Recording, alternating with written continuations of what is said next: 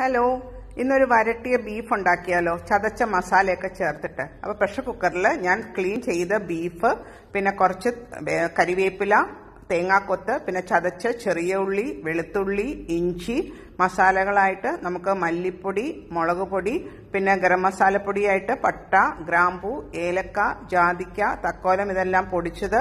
പിന്നെ ഞാൻ ഫ്രഷ് ആയിട്ടാണ് പെരിഞ്ജീരകം ആഡ് ചെയ്യുന്നത്. അതിന്റെ ഫ്ലേവേഴ്സ് നന്നായിട്ട് കിട്ടും ഫ്രഷ് ആയിട്ട് ആഡ് ചെയ്താൽ. പിന്നെ മഞ്ഞൾപ്പൊടി, ആവശ്യത്തിന് ഉപ്പും ചേർത്തിട്ട് പ്രഷർ കുക്കറിൽ ഇതിനെ നന്നായിട്ട് വേവിച്ചെടുക്കണം.